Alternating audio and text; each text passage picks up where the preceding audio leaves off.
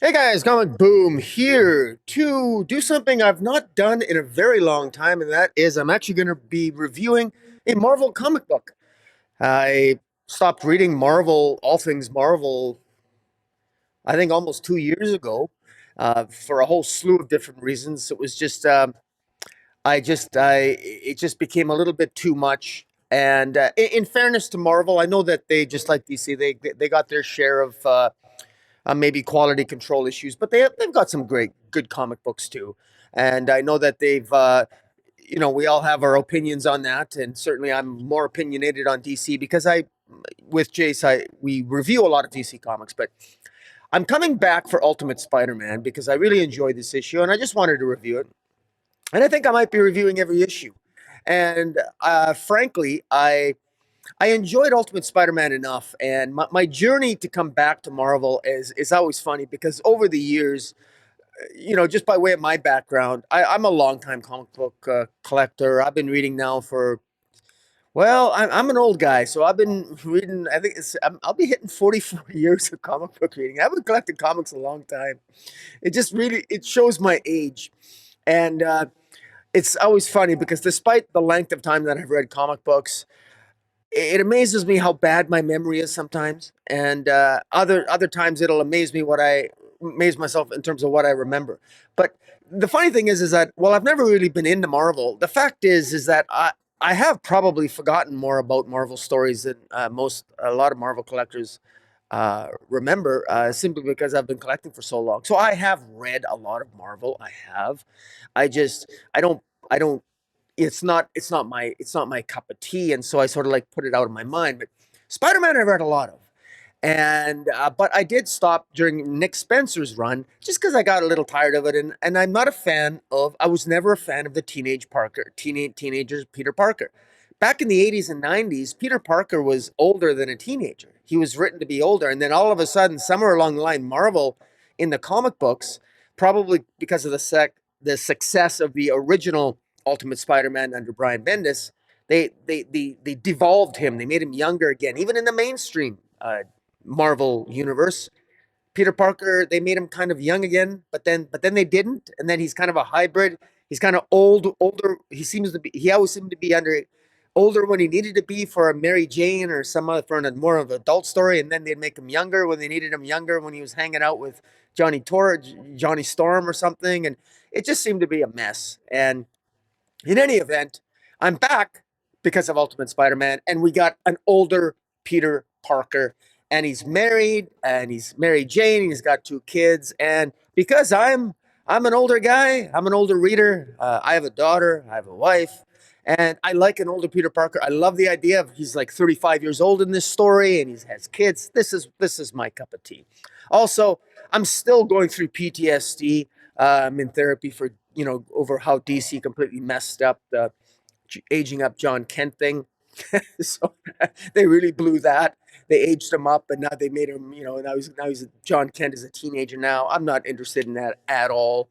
And in terms of, I haven't really forgiven DC for that, but hopefully with the Ultimate Spider-Man here, they won't be aging up the kids or aging up or destroying the relationship here between Peter Parker and Mary Jane in the Ultimate Universe. They absolutely obliterated it in the. I haven't, like I said, I stopped reading Amazing Spider-Man during the Nick Spencer run, and I've heard nothing but horrible things about Spider-Man post Nick Spencer, quite frankly. And there's a whole slew of Spider-Man titles out. I don't collect any of them. I'm not interested in anyone other than Peter Parker, and I want him to be an older, more experienced Peter Parker. And I guess I'm going to get that here with Ultimate Spider-Man, but with a little bit of a twist because he's not experienced. He's going to be a brand new Spider-Man, and he's just getting his powers at the age of 35.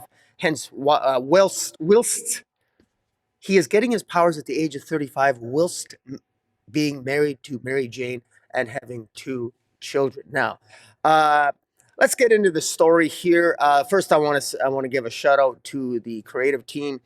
The creative team is Jonathan Hickman is the writer, and the artist is Marco Chechetto. Color artist is Matthew Wilson. Letterer is VC's Corey Petit.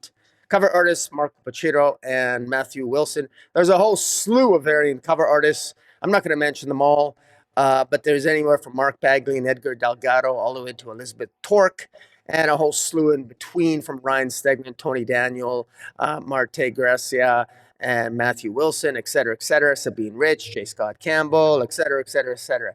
I got to say, uh, I did read Ultimate Invasion, the 4-issue series that came up to this point, or I should say, I read the first 3 issues. I can't seem to find issue 4, but I've been told what happens. It's not a big deal. All I need to know, and all new readers need to know, is that the maker, who is sort of an evil version of, I think, uh, Reed Richards, basically brought back the Ultimate Universe, because the Marvel Ultimate Universe was destroyed back in Secret Wars, and Miles Morales came to the mainstream Marvel Universe, which is just was stupid, and that was, kind of the beginning of the end of me losing interest in it. I love Miles, but Miles deserves his own universe away from the mainstream Marvel Universe. But they decided for whatever reason, they brought back Spider-Man in the Ultimate universe, and they're going to have it be Peter Parker, and that's cool. The I like the premise here. 20 years ago, the Maker prevented a radioactive spider from biting a young Peter Parker. The Maker did a lot more than that. He prevented the origins of a lot of the heroes, from Iron Man to Thor to Captain America, et cetera, et cetera. And and now everyone blames Tony Stark for having created essentially a 9/11 in New York City, and the Stark Industries. Tony Stark is sort of scapegoated for what happened that day. Many people were killed, including May Parker.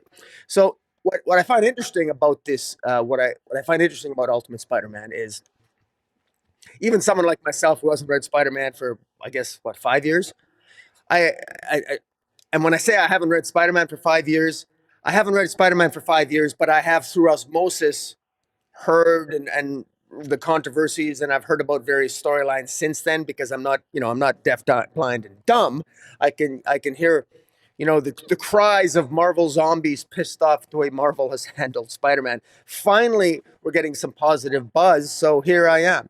But I like this new older Peter Parker, and it's just he's more mature, and I like the time. I like the fact that Jonathan Hickman has taken the time here to go through everything. He's taken the time to tell his story, frankly, slowly or organically here. Where we meet Peter Parker, he's getting up in early morning, he's having a coffee, his 2 kids are at the table.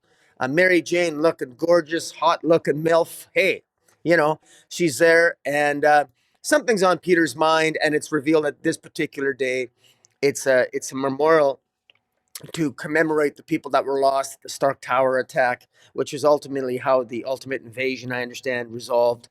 That resulted in Tony Stark, being scapegoated, or Tony Stark's father, the Stark family, being scapegoated for that terrorist attack, and the Maker has sort of been successful in making the world, keeping the heroes at bay, and so now, more about that is revealed by the end of the story. But I love the changes. I love the changes here. J. Jonah Jameson and Ben Parker are really good friends. Ben Parker's still alive, and it's May Parker, his wife, that was killed.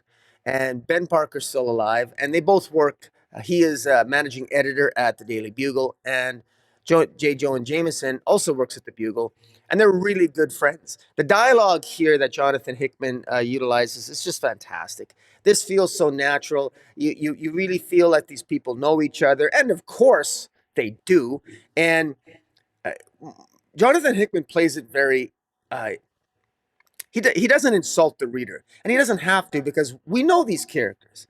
I know these characters. I've known these characters, and it's Spider-Man. It doesn't matter that I haven't read a Spider-Man comic in 5 years. I know these characters. What's not to know? It's not rocket science. And right away, I feel like I know them. Even Ben Parker, although it is interesting getting to know Ben, and just how a sound relationship that he has with Peter. Peter shows up at the Daily Bugle.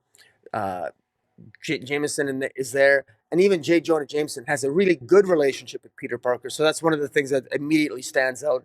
Who would have thought J. Jonah Jameson would ever had a good relationship with Peter Parker? But he even gives him his tie, because it's a day of celebrating the life of those that were lost during that tragic day where Stark Industries is blamed for doing this terrorist attack. And in any event, there's some really great moments here. And James, Jonah tells Peter, and Peter tells Jonah, they mutually agree that they're both worried about Ben because Ben hasn't really been very open or hasn't seemed to process the loss of his wife, um, May. And it becomes clear that, one thing that we've always known about Ben Parker, although we've only gotten Ben Parker stories in flashbacks, is Ben was a wise man. Ben, of course, did coin that phrase, "With great power comes great responsibility." But Ben's been alive now for 20 years. I mean, it was when Peter Parker. It was 20 years ago when he should have been bitten by that radioactive spider, but he wasn't. And his Uncle Ben should have died 20 years ago. But that wisdom, another 20 years of Uncle Ben wisdom, is what we're being subjected to here. And you can see that Ben is a smart guy, and Ben is a guy that has his principles. So much so that ultimately, when the Kingpin, who is more of a media conglomerate here, the Kingpin shows up at subsequent to a meeting of the Daily Bugle. They The Kingpin is getting frustrated uh, that Ben Parker and J. Jonah Jameson are printing stories that are calling into question the so-called mainstream narrative of what happened of the Stark terrorist attack, or that the terrorist attack that brought down Stark Towers and killed all those people. They're the equivalent of their 9/11. And of course Ben Parker won't have any of it. Jonah Jameson quits, followed by Ben Parker, because he's got principles and he doesn't even flinch. Neither Jameson or Ben Parker flinch. And what I really find interesting here is that it's really easy to imagine Ben Parker having the high principles to quit. It wasn't entirely clear to me that I would see Jonah Jameson as being someone who would have the integrity to quit, because I've always thought of Jameson or Jonah as being kind of a dick. And I know that he's gone from being a nice guy to a dick, back to a nice guy to being a kind of a hero, an anti-hero. He's never really gone full villain sort of kind of before. And if he probably has. There's been a billion different Spider-Man stories, but in any event, I think this works. And the idea that Kingpin is sort of this media conglomerate here, and he's how Kingpin reacts to this, we don't know. But what we do know is that the Green Goblin shows up later and tries to kill the Kingpin, and we think that the Green Goblin is Harry Osborn's son, Norman Osborn, who actually ends up. Norman Osborn is one of the ones is a person who gives a speech at the memorial, uh, and um, and also uh, who introduces Osborn at the memorial to give that speech is none other than Matthew Murdock, who is a genuine priest, who is an actual priest. Those of us who know Daredevil know that Daredevil is well known for his Catholic guilt and his angst. And I'm sure at some point we're going to be getting an Ultimate Daredevil. But before we get that, if we do get that, it looks like we're going to be getting Ultimate Black Panther in February and Ultimate X-Men uh, in March. Ultimate Black Panther will be written by Brian Hill and Stefano Caselli. Ultimate X-Men #1 is by Peach Momoko, which is pretty much one reason why I won't get it. Although, in fairness to Peach Momoko, as terrible as I think her art is and her writing, I I can't believe Marvel would give that to her. But I don't like the X-Men, and I avoid the X-Men like the plague. Is it possible I could pick up the Ultimate X-Men #1? I suppose I'll check it out, but it's so convoluted. Marvel doesn't know how to make X-Men simple and easy to read, and quite frankly, the jury's still out here. As much as I enjoyed Ultimate Spider-Man #1 here, I've enjoyed this Ultimate Spider-Man #1. I have, but if Hickman, I keep having flashbacks to. I tried his Powers of X and House of X, and after those 12 issues, it went off in 18 different books and 18,000 different directions, and it's a disaster now. And I, I stopped collecting. I tried getting into the X Men with Powers of X and House of X, and I thought it was going to be a self-contained story. It wasn't. Ended up being horrific, just terrible. And so I just avoid it like the plague. My fear is that if Ultimate Spider-Man becomes nothing but Ultimate Web of Spider-Man, Madam Web, and 1,000 different Spider-Man, and ending up, you know, uh, getting their own planet and incorporating radioactive resurrection protocols and never dying and all this other nonsense and 15 different comic books and all and cross stories like the crap they did with the X-Men, then obviously I'll be out too. I want this to be a self-contained story. Make this to be a nice origin story, and keep it simple and don't have 1,000 other Spider-Man characters and cross shoots and offshoots and hybrids and everything else. Just keep it simple. All right. And for that matter, if you want to bring Miles over to the Ultimate Universe, I don't mind that. I'm just saying, don't go overboard, Marvel. I mean, don't drain the fun or suck the crap right out of this title, because this is a really good way to start this. And it doesn't even bother me reading this that there was almost no action. Uh, because it was every page had something of substance in it, because there was character moments. And I got to give a high compliment to the artist who I keep forgetting, Marco Chechetto. But I mean, everything from his from from the children, Mary Jane and Peter Parker's kids, Richard and May are their names. Uh, uh, you know, it's I'm invested. There's even one scene where May is playing with what looks like to be a silver ball, which ultimately has some significance later on, because it's revealed that the day before this memorial, Peter Parker was provided this uh, was provi- ended up with this sphere that he opened up, and or rather more specifically, this device opened up, and it was revealed to be Tony Stark, essentially telling him that, you were meant for something more, because all of this gut instinct that Peter Parker had, that he's not living the life he should live, is of course accurate. So it's almost as if Peter Parker has some kind of spider sense before he got spider powers. But he doesn't need spider sense. He has his intuition that something is off with this universe. And it's because of the manipulations of the Maker to prevent all the heroes from their origins that will essentially which would essentially create the Avengers. And Peter Parker, of course, even though while he's not really a member of the Avengers, he has been occasionally from time to time. But Peter Parker himself is a very unique superhero, and really, in my mind, I've always considered Spider-Man to be the first superhero at Marvel, the most important, the most significant. And in my views, I also view as a non-Marvel, longtime Marvel reader, as a non-Marvel reader, I consider Peter Parker to be the most experienced, even more experienced than Captain America. Of course, he can't be now, but that's another topic for another day. But I like the fact that Tony Stark sends him a message from 6 months into the future, and what Stark wants to do is he gives a radioactive spider to Peter Parker, so that he utilizes it, and inside this silver ball that his daughter May was playing with is this radioactive spider. It opens up, and the spider bites him, and he's reminded, as the spider is crawling on his hand and biting him. He recalls his wife Mary Jane telling him to go get him, Tiger, because Mary Jane trusts him enough, loves him enough, that he's got to do what he's got to do. If something feels off, go figure out what's wrong, and deal with your stuff. Deal with it. I trust you. I love you. Family loves you. It's all good. Peter Parker's got a lot of support here.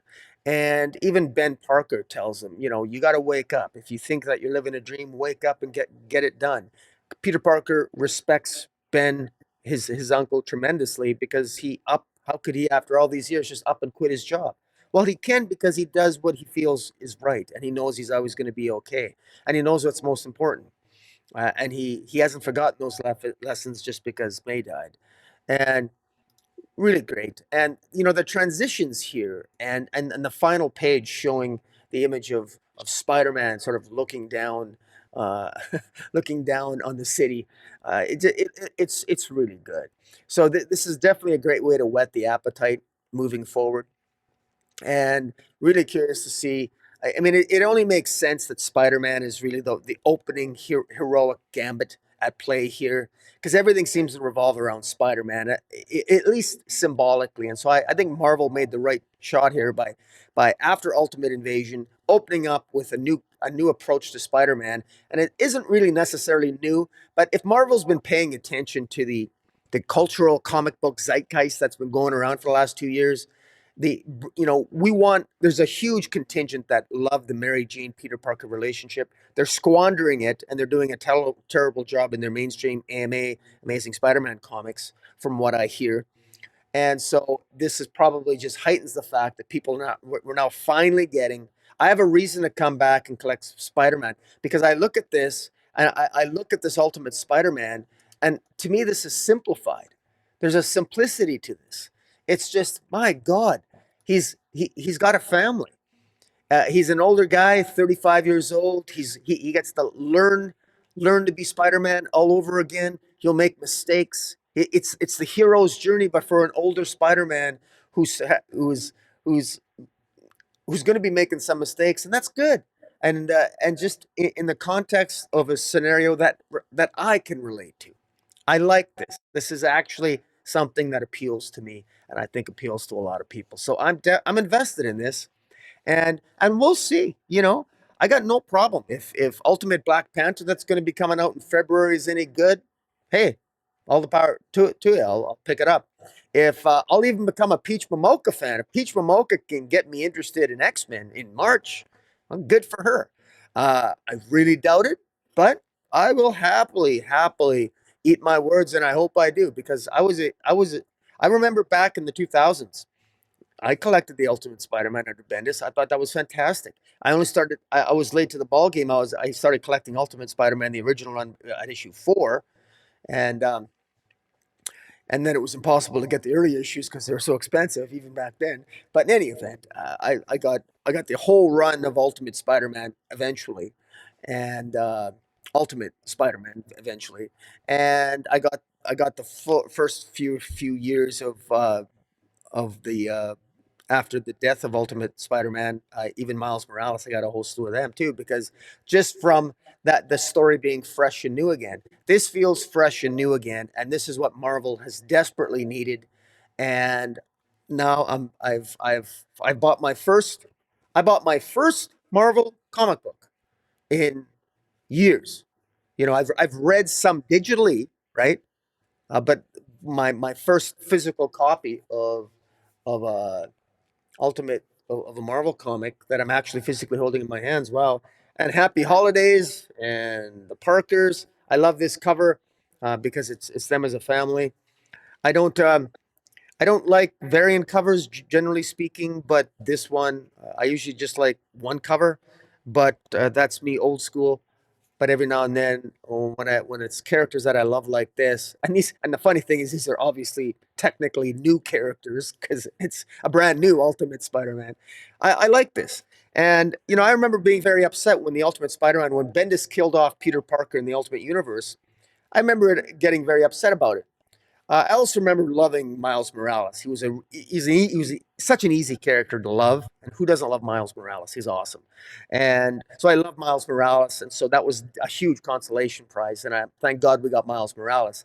But it's nice now that we can maybe get both. Now we're going to end up with a new Ultimate Spider-Man again, and we're going to have the best of both worlds. We'll have Miles Morales, and we'll have the Ultimate Spider-Man, and we might have the Miles Morales, the teenage Miles Morales, ending up back in the Ultimate Universe, but with an older Peter Parker. And so we'll get a teenage Miles Morales in the Ultimate Universe, and maybe we'll have the adult Spider-Man, adult Peter Parker in the Ultimate Universe. Who knows? That's me speculating. Who knows? Either way, I you know, I know it seems a little bit silly to suggest that any of us have faith in Marvel or DC, but I mean, hey man, I mean, I have to be an internal optimist. Every now and then, you know, even a clock gets it right twice a day, and hopefully this is one of those times for Marvel. So, in any event, I want to give props out to the creative team here because, uh, you know, I mean, Jonathan Hickman, he's got my attention. He's got my attention. So I hope he doesn't squander the opportunity here. And Marco Chechetto, you did a hell of a damn good job on the art. And with that, guys, I think that it's. I'm going to bring this to a close. Tell me what you think of Ultimate Spider-Man. Also, for those of you who do watch, I know I do mostly DC. Do you think it's a good idea that I review every issue of Ultimate Spider-Man? Because I think I'm going to, because I think I've enjoyed this first issue enough, and I've always felt that Marvel, because I read so much DC, it's hard for me to keep track of two mega universes, and Marvel has this propensity for just expanding and taking something good and cloning it cloning it, and they certainly did that with Spider-Man at one time, cloning the hell out of it until it means nothing at some point. I hope that's not the case here, but I'm thinking I'm going to review every issue of Ultimate Spider-Man as they come out. I don't know if this is just a series, if this is going to be a long-term series, or uh, I'll probably just review the first story arc and we'll see where we go from there. And if I like it, I'll keep doing it. But in any event, guys, thank you for watching, and hit the subscribe button and follow me on Twitter at Metropolis40. And also, if you're into DC Comics, Jason and I have the Comic Source. If you like listening to podcasts, listen to the Comic Source podcast. We review DC comic books every week. And until then, I will catch you guys later. Comic Boom out.